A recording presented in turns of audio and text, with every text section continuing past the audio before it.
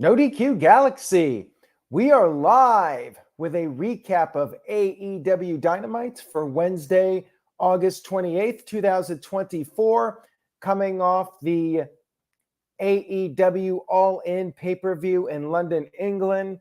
One of the best AEW shows of all time. Some would argue the best AEW show of all time. How was the follow-up? Keep in mind we have, in less than 2 weeks, All Out, another AEW pay-per-view. AEW had to get the ball rolling with building up some matches for the show. Let's talk about the recap. AEW Dynamite in Champaign, Illinois. We kicked off with footage from All In, and then we had the return of Jon Moxley, who we have not seen since Forbidden Door. He walked into the ring. Tony Schiavone spoke to him. Moxley said he was thinking about things that needed to be done. He said he needed a long overdue conversation with Darby Allin. And he told Darby that he will not be hard to find. Apparently, Darby Allin was not there, but Moxley will be waiting to talk to him.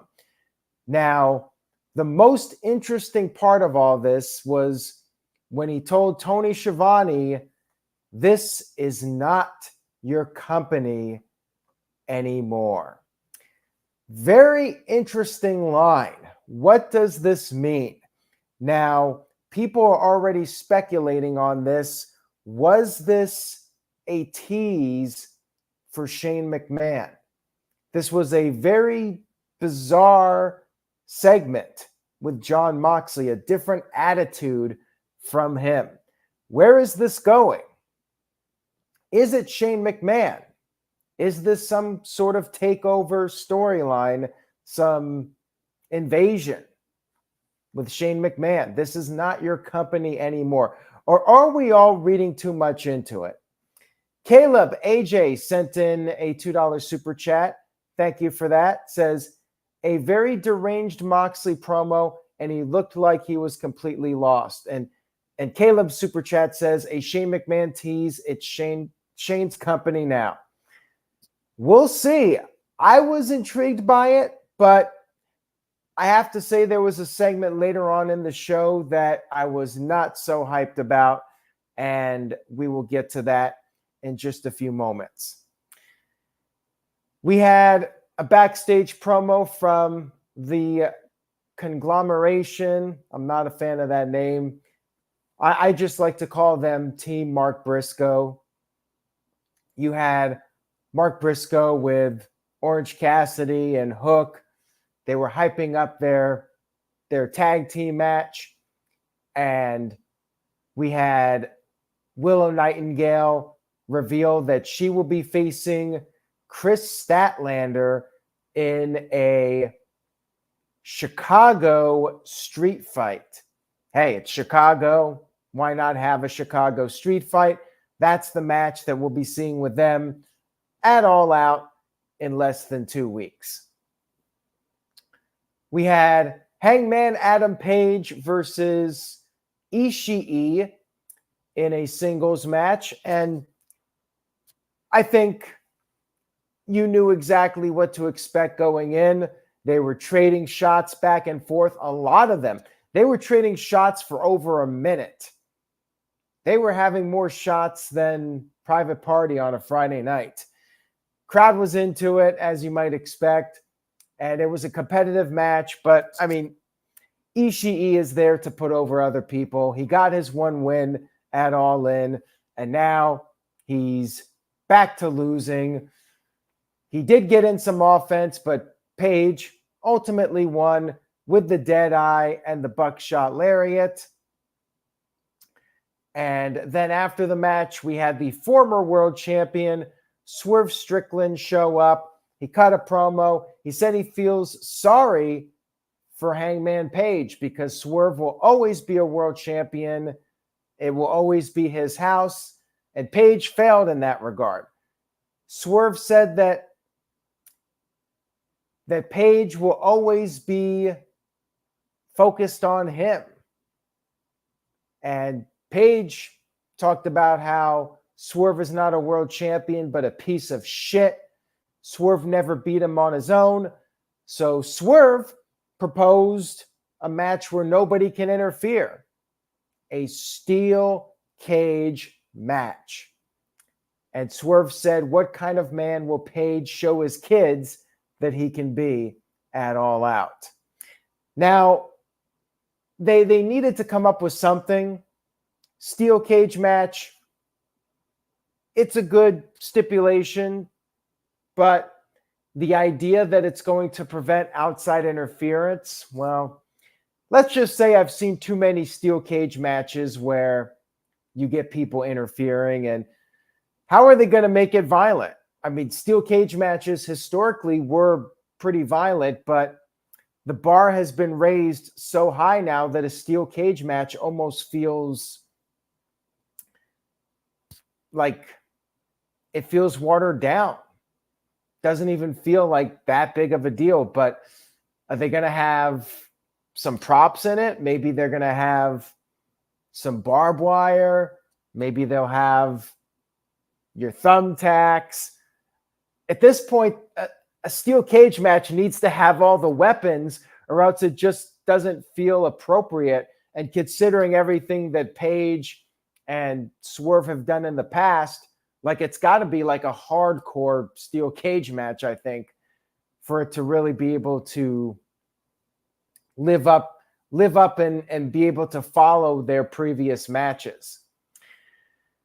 We'll see what happens, what they can come up with that to raise the bar, because it's already very high. Promo was solid. Next up, we had Jamie Hayter versus Harley Cameron with Saraya out there. Harley attempted a cheap shot, but Jamie Hayter quickly fought back. Harley went for some sort of a springboard bulldog, but could not pull that move off.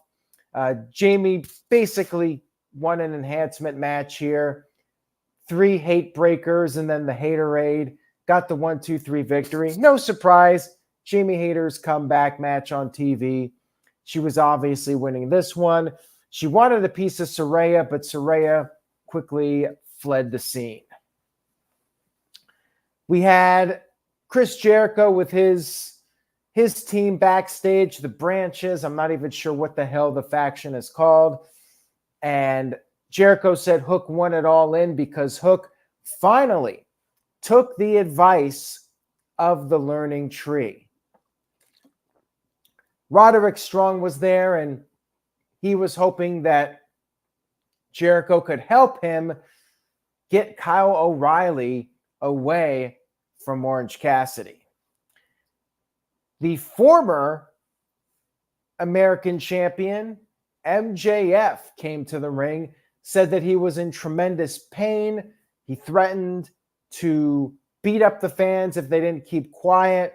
He said he had herniated discs in his spine, and said that none of the fans had his back for his all-in match.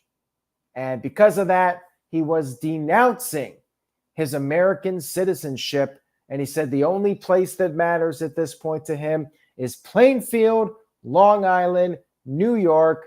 He said it's not over between him and Will Ospreay. And then he issued a warning to Daniel Garcia.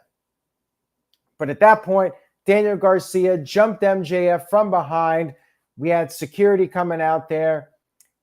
MJF tried to take a cheap shot, but Garcia fought back. Garcia was going to take him out with the pile driver in the corner, but then Christopher Daniels and security came out there, and then Garcia got on the microphone. He said that he took MJF's Dynamite Diamond ring.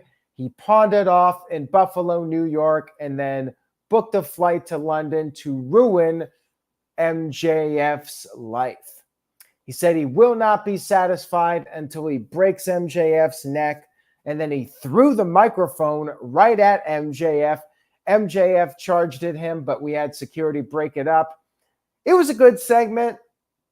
This is the most fire we've seen out of Daniel Garcia maybe ever in his career. He was pissed off, no dancing. He's a man on a mission. And we got the match officially confirmed for All In. I expect MJF to win this one, but maybe if it's a multi-series match or multi-match in the series, if it's the first of several matches, maybe Daniel Garcia will get the first one. Who knows? But good segment here. I liked the intensity of it. It was well done. We had a Ricochet video package to hype up his arrival in AEW, called it the first day on his new journey. We had Team Brisco versus Team Jericho.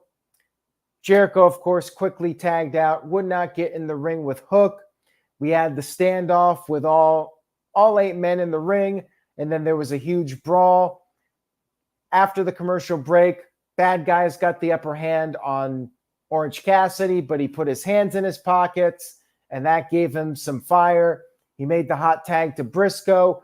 Briscoe busted out some of his redneck kung fu, but then another commercial break, and Jericho's team regained control.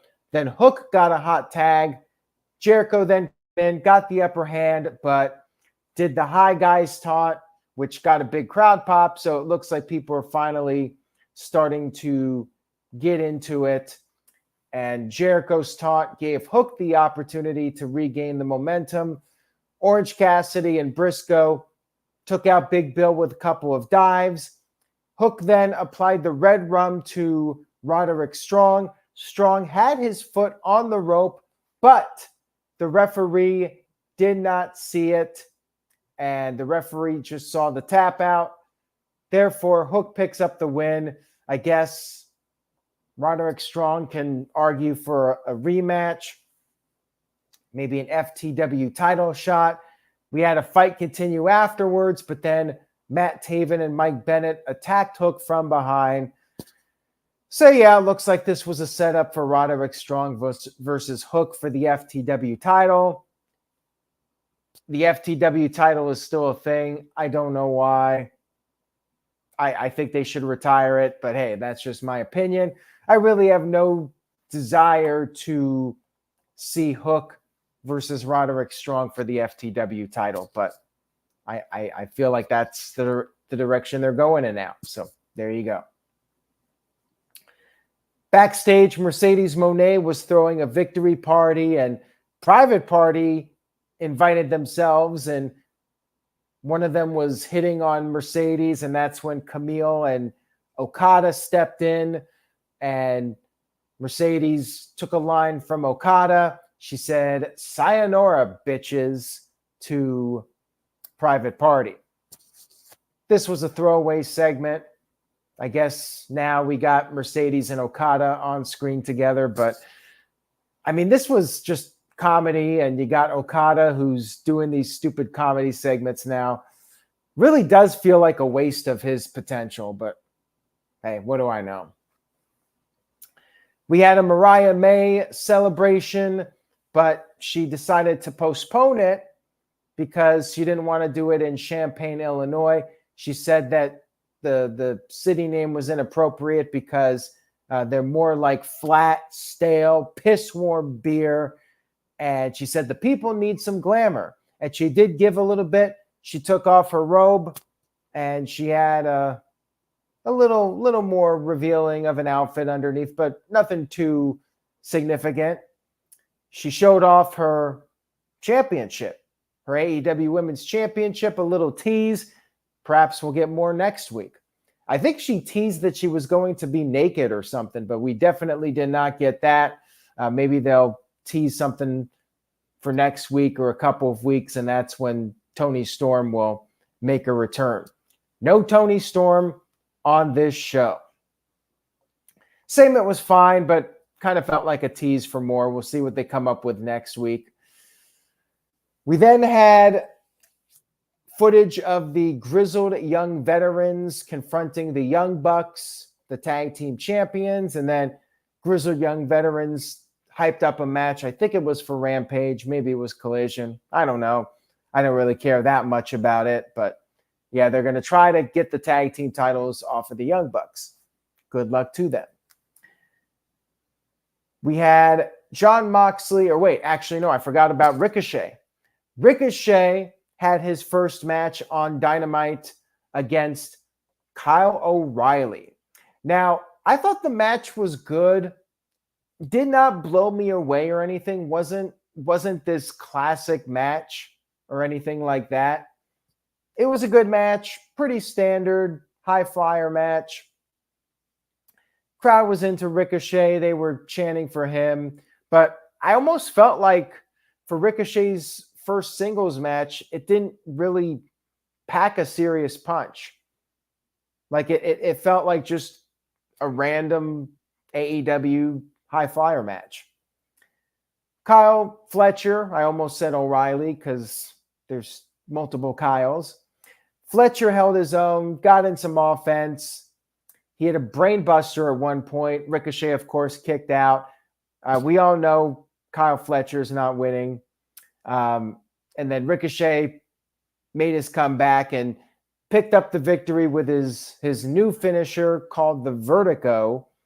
And then after the match was over, Will Ospreay showed up on the stage, teased a confrontation with Ricochet, but then Pac attacked him from behind with a Poison Rana. Laid him out on the stage and said that Ricochet, or he said that Will Ospreay should not be forgetting about him. He welcomed Ricochet to AEW, but told Ricochet to get to the back of the line because Ospreay belongs to him. Now, of course, you had Pac winning the Royal Rampage Battle Royal, so he gets the crack at All Out. Another filler match. We all know Pac's not winning. Should be a great match, but yeah. Now that Ospreay has the title back, he sure as hell will not be losing that title to Pac. We're all waiting for Ricochet versus Will Ospreay. That's the match everybody's waiting for, but Ricochet is going to have to work his way up the ladder to get that opportunity. So it's just a filler feud right now. Jon Moxley was backstage and he was having words with a couple of, I think, security guys. I'm not even sure who the hell they were. But then a woman jumped these two guys and beat them up. And we saw this woman from the back, and I thought it was Beth Phoenix. I saw a few people on social media thinking it was Becky Lynch even, but she was pretty muscular. And then she turned around and I still didn't know who it was. I was like, okay, this is not Beth Phoenix. Who is this? And it took the announcers saying Marina Shafir. And I was like, oh, okay. Why? We don't know her. And I don't want to know her. Why is she in this storyline with Jon Moxley? I was like kind of interested in this Jon Moxley storyline, and then it went like I have lost interest in this already. Unless it is in fact Shane McMahon pulling the strings, but Marina Shafir, really? Like you're putting her with Jon Moxley? I don't know. This fell pretty flat for me. And that they do the thing with her back to the camera, and then she turns around like this is supposed to be some shocking moment. No, did not work for me. Some people think that maybe this is leading to Ronda Rousey. I'll tell you what, if it was actually Ronda Rousey in this spot, it would have been interesting. And maybe that's where this is going. Maybe this is setting up Ronda Rousey. But if it's not Ronda Rousey coming in with Jon Moxley, like that would have been interesting. Like I would have been like, holy shit. But Marina Shafir, nah, doesn't work for me. Doesn't work for me, brother. But I guess I'll give them a chance and let it play out. But right now, I'm not too hyped. We had our final segment of the evening. Bryan Danielson, the new AEW World Champion, come into the ring, and he was teasing that maybe this was going to be his final night. He was going to maybe relinquish the title. He was like all in. Favorite moment of his entire career. His daughter said it was the best day of her life. He asked, what's next, though? His contract expired. And what's funny is some young kid yelled out, what? Like in complete shock about this, which I thought was funny. Bryan said he needs neck surgery soon. He said his family is ready for him to come home. AEW made his life better. It's probably time for him to go home, but not yet. He said he will not retire as AEW champion. He will fight for it as much as he possibly can. And once he loses it, his full-time career will end, but he still has a lot of heads to kick in. He said it's first come, first serve, whoever wants to fight him at All Out. That person was everybody's favorite scapegoat, Jack Perry. Jack Perry appeared on the big screen. He said after he was set on fire at Anarchy in the Arena, he beat Bryan. And then he said that Bryan's future is behind him. And of course, that was a setup because the video was pre-recorded. Jack Perry was actually in the ring and he attacked Bryan Danielson, left him laying, and held up both championships to wrap up the show. Bold idea to put Jack Perry in there. Number one, to try and draw pay-per-view buys. And number two, remember this show is in Chicago. You're just asking for the CM Punk chance in this match. But maybe they think that's good heat and that's what they want. I don't know. It's another filler match. The problem with this all-out show is Bryan's not going to be losing to Jack Perry. Will Ospreay's not losing to Pac. It kind of just feels like a filler show. And that's the downside to doing two pay-per-views back-to-back in 2 weeks. At least Paige and Swerve feels like that could go either way.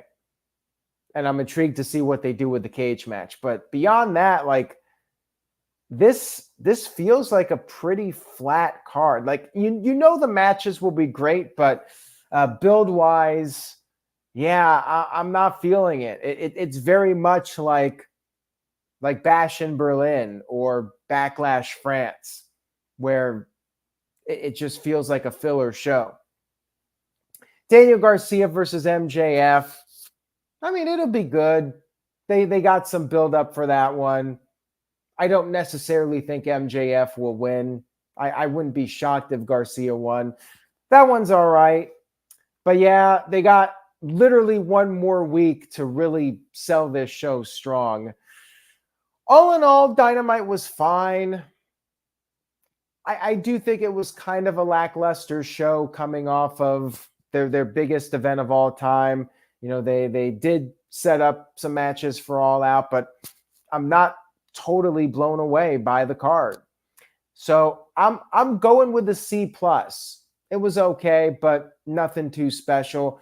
I'm really hoping that next week they can knock it out of the park and really build up this card and convince people like this is a must-see show. Because right now, as great as AEW shows are, asking people to pay $50 2 weeks after they just paid $50, unless you bought the TV package and you got it for $85, that's a lot to ask.